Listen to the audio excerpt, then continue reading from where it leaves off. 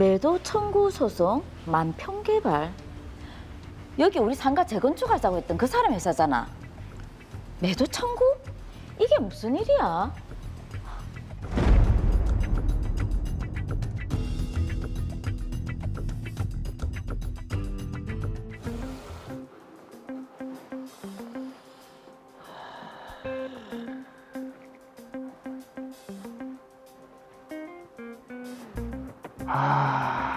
이 건물이 지은 지 30년 됐다고 했지. 그래서 그런가 복도며 화장실 상태가 영 안 좋네. 보수나 관리를 제대로 안 했나 보네. 교통도 좋고 유동인구가 많아서 상권은 참 좋은데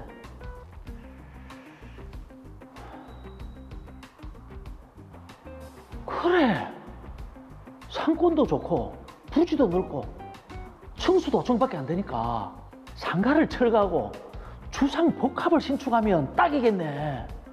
여기에 재건축을 하면 분명 돈이 될 거란 말이야. 돈 냄새를 맡으셨네요.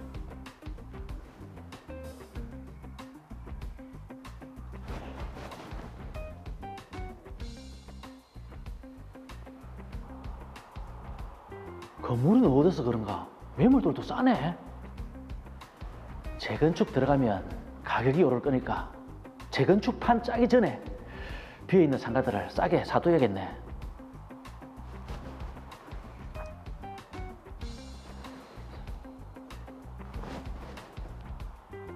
예, 로열 상가 주인 되시죠? 상가를 매수하고 싶어서요.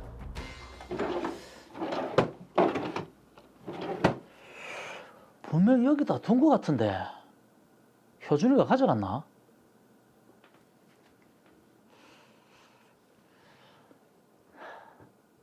아들, 네 혹시 도장 들고 갔나?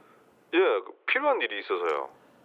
회사랑 네 명의로 상가를 매수해야 되니까 도장 들고 내일 회사로 좀 온나? 내일 골프 라운딩 나가기로 했는데. 야, 니는 출근도 안 하고 일도 안 하는 녀석이 월급은 꼬박꼬박 받아가면서 그것도 하나 못 해줘? 네가 임마 지금 누구 덕에 골프 치러 다니는데? 알겠습니다. 그러게 지금 라운딩이 문제입니까? 오케이. 내 명의, 회사 명의, 효준이 명의로 매수를 진행하고 본격적으로 재건축 작업에 들어가야겠네. 우선 상가 주인들부터 포섭을 하고 상가를 매수하면 나도 구분 소유자니까 상가 관리단 집회를 열자고 제안해도 되겠지. 재건축 결의안은 집회를 연다고? 며칠 전부터 상가 사람들이 재건축 하더니. 아이고 사장님, 그 재건축 결의 관련 집회 문자 받으셨죠? 네, 재건축을 한다는 말이에요. 그게 아니라 재건축을 해보자 어떻습니까 하고 상가 주인들한테 그 의견을 물어본다는 거죠. 나는 반대입니다. 왜요? 이렇게 재건축을 할 수 있는 기회가 흔치 않아요. 다른 상가들은 재건축하려고 혈안인데. 건물 새로 짓는 동안 나는 뭐 먹고 살라고. 그리고 찾아주는 단골 손님들은.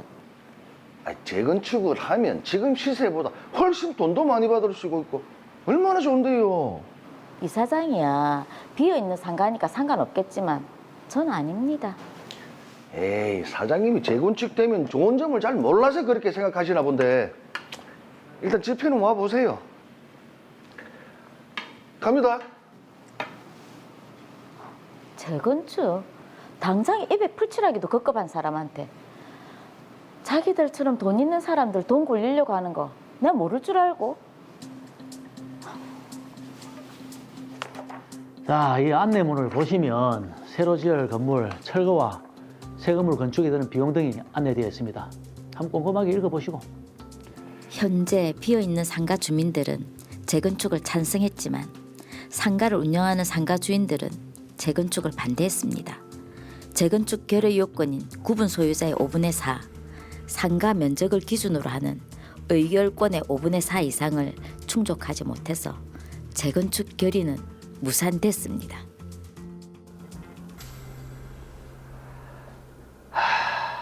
반대하는 상가 주인 일부는 마음을 돌려서 의결권을 5분의 4를 맞췄는데 구분 소유자 수가 5분의 4가 안 된단 말이야.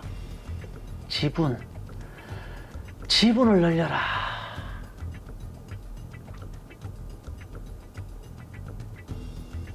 그래. 매수한 상가 지분을 쪼개면 되잖아. 사촌형님, 장모님, 처제한테 부탁을 해서 공유 지분을 이전하고, 그러면 구분 소유자 수 5분의 4가 정확하게 맞겠네. 이야, 머리 잘 돌아간다. 잘 돌아가. 천만석. 나쁜데 잘 돌아가네요.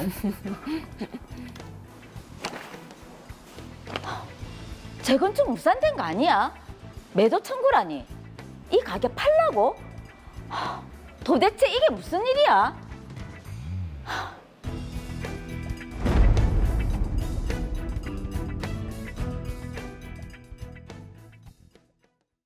네, 상가 재건축 사안을 두고 갈등이 발생했네요.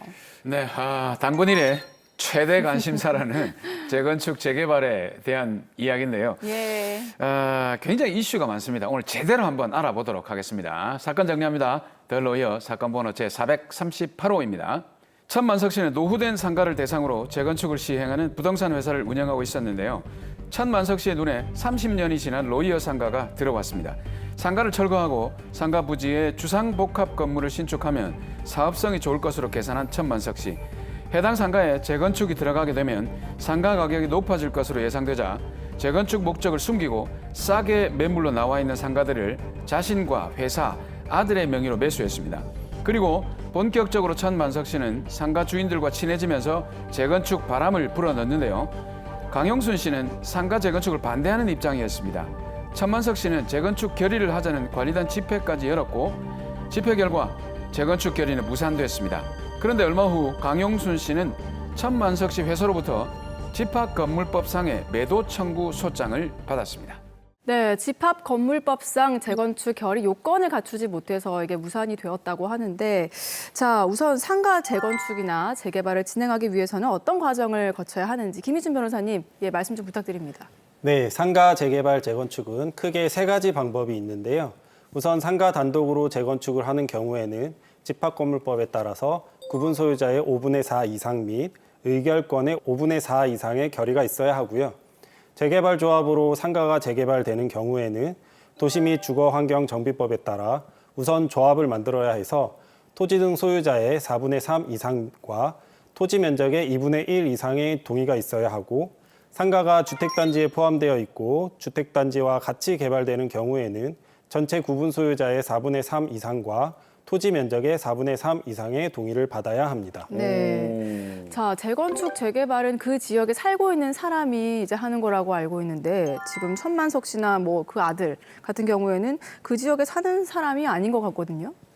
네, 도시정비법 및 집합건물법상의 재건축, 재개발은 재건축, 재개발되는 지역에 소재한 부동산의 소유자가 조합원이 될 수 있습니다. 네. 그렇기 때문에 반드시 그 지역에 살고 있는 사람만이 조합원이 되는 건 아닌데요.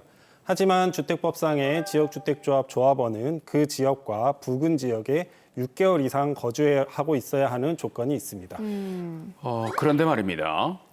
제가 봤을 때 드라마를 보면 천만석 씨는 재건축 목적을 감추고 미리 싼 가격으로 자신과 아들과 회사 명의로 이렇게 사들이지 않습니까? 예. 너무 자기 이익만을 따지는 이런 사람들이 결의를 하는 이런 재건축 결의는 허용을 해서는 안 될 것 같거든요. 어떻습니까? 네, 천만석 씨가 자신의 이익을 위해서 사업을 진행하는 것이기는 하지만 이렇게 이익을 가져가는 것도 천만석 씨의 능력인 것 같습니다.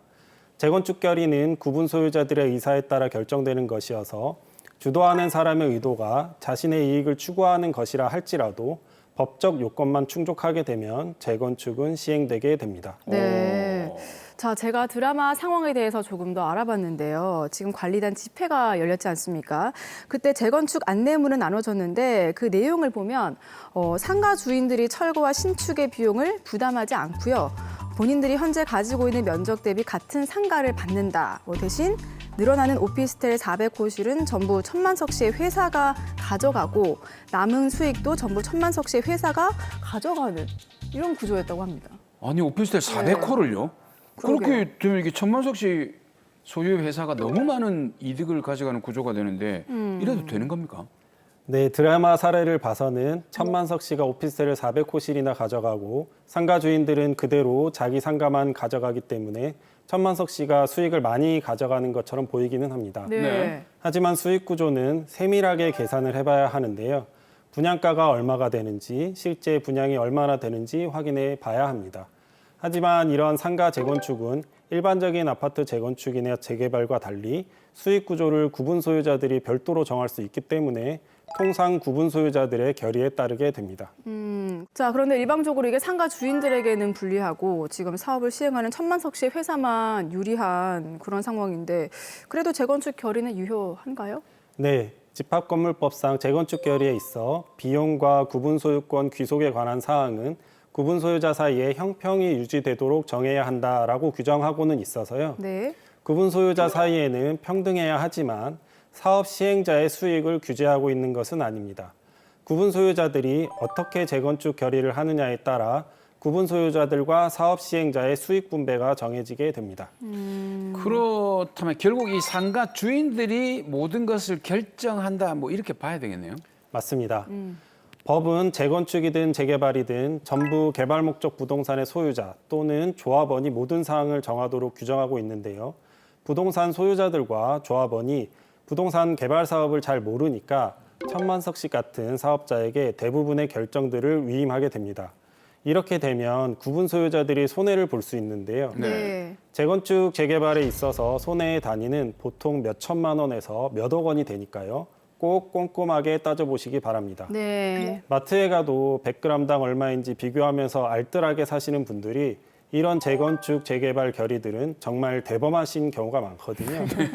다시 한번 말씀드리지만 재개발, 재건축 결의들은 꼭 꼼꼼하게 따져보시기 바랍니다. 네. 마트 얘기 제 얘기 같아서 좀 찔렸어요. 또 대범해지시나 봐요. 자, 일단 관리단 집회가 끝나고 이제 다시 집회를 하지는 않았습니다. 반대했던 사람들이 찬성했다고 해서 이게 재건축 결의가 된 것인지 이게 다시 관리단 집회를 열어서 투표를 해야 되는 거 아닙니까? 네, 재개발, 재건축 사건은 워낙 분쟁이 많아서 대법원에서 대부분 정리되어 있는데요.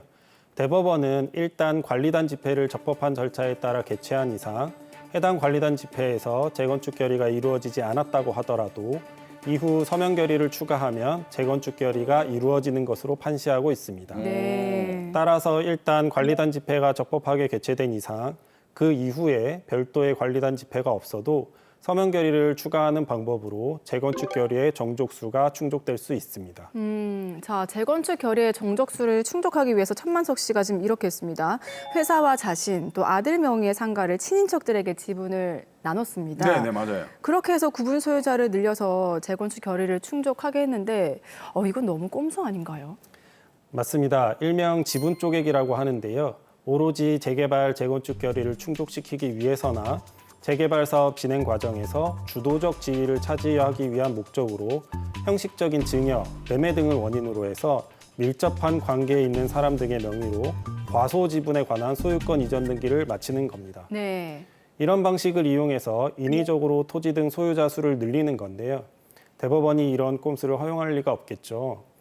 이런 경우는 구분 소유자 수에서 배제됩니다.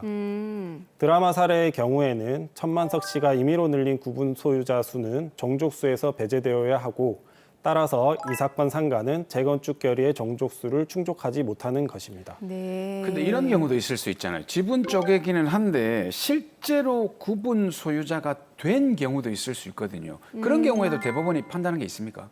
네, 맞습니다. 재개발, 재건축 결의는 말씀드린 것처럼 아차하다가 1인당 수천만 원에서 수억 원의 손해와 이익이 교차할 수 있는데요. 그렇죠. 그렇기 때문에 그 결의의 정족수 산정은 엄격하게 판단해야 합니다. 네. 실제로 지분 쪼개기인지 여부에 대해서는 토지 또는 건축물에서 과소 지분이 차지하는 비율 및 면적, 과소 지분을 취득한 명의자가 이를 취득하기 위해 실제로 지급한 가액, 과소 지분을 취득한 경위와 목적 및 이전 시기, 과소 지분을 취득한 데에 합리적 이유가 있는지 여부, 과소 지분 취득자들이 토지 등 소유자의 수에 산입됨으로써 전체 토지 등 소유자의 수에 미친 영향, 과소 지분 취득자들이 결의에 동의하는 의사를 표명한 정도 및 그 의사가 동의 정족수에 미친 영향, 과소 지분 취득자와 다수 지분권자의 관계 등의 관련 사정을 종합해서 개별 사안에 따라 구체적으로 판단되어야 합니다. 네. 야, 그 정도를 검토를 종합적으로 판단을 한다면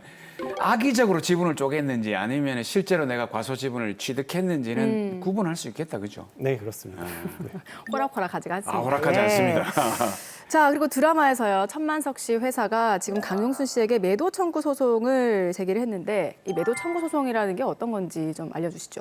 네, 집합건물법상 매도 청구는 재건축 결의가 있는 경우에 집회를 소집한 자가 지체 없이 그 결의에 찬성하지 아니한 구분 소유자에 대하여 그 결의 내용에 따른 재건축에 참가할 것인지 여부를 서면으로 촉구하여야 하고요. 촉구를 받은 구분 소유자는 촉구를 받은 날부터 2개월 이내에 회답하여야 하는데요. 회답을 하지 않으면 그 구분 소유자는 재건축에 참가하지 아니하겠다는 뜻을 회답한 것으로 보고 다시 2개월 이내에 재건축에 찬성한 전원이 찬성한 매수 지정자가 재건축에 참가하지 아니하겠다는 뜻을 회답한 구분 소유자에게 구분 소유권과 대지 사용권을 시가로 매도할 것을 청구할 수 있습니다. 이게 집합건물법상 매도 청구입니다. 자, 강용수 씨가 계속적으로 반대를 하고 끝까지 찬성을 하지 이제 않은 것 같습니다. 그래서 천만석 씨의 회사가 매수 지정자가 되어서 매도 청구 소송을 제기한 거네요. 네, 맞습니다. 네. 그러면 이렇게 매도 청구를 받게 되면 그 뒤에는 어떻게 진행이 됩니까? 매수 지정자는 법원에 매도 청구 소송을 제기하고 구분 소유자들이 소유하고 있는 부동산에 대해 시가 감정을 신청해서 법원이 지정하는 감정인이 시가를 감정하면 해당 시가로 매매가 이루어진 것으로 판결이 나게 됩니다.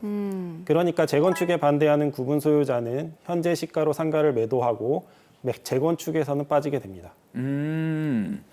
야, 근데 저는 그것도 하나 궁금한데 네. 이 천만석 씨 회사를 자꾸 나쁘게 보니까 나쁜 게 또 하나 보입니다.